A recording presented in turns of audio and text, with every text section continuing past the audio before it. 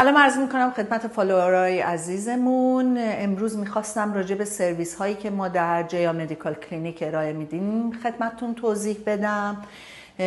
کلینیک جیا مدیکال در وست کلیفانسی از توابع ساوت نانسی استان اسکس انگلستان برای حدود 21 ساله که اپریت میکنه.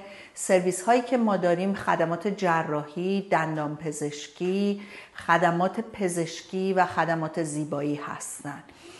در قسمت جراحیمون ما سرویس کاشت مو رو داریم و سرویس ارزشیابی و در واقع برداشتن ضایعات جلدی و عملهای جراحی زیبایی مثل بلفاروپلاستی و سایر اعمال سرپایی مثل لیپوساکشن و یا جراحی های کوچک رو هم ما در سرویس جراحیمون توسط جراحان کارکشتمون انجام میدیم.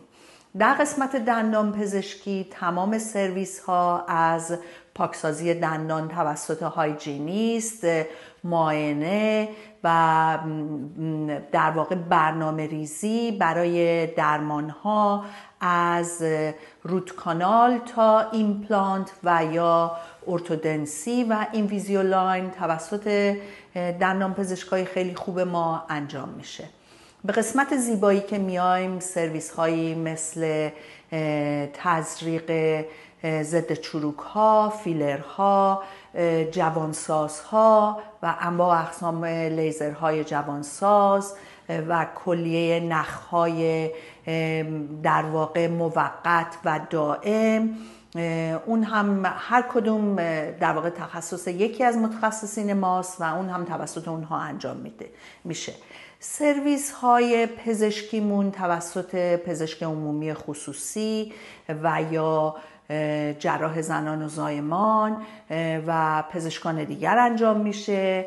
یکی از چیزهایی که خیلی تازگی و مورد توجه انجام گرفته در واقع تزریق آیوی و یا ویتامین ها هست که اون هم در کلینیک ما توسط پزشکان رجستر انجام میشه.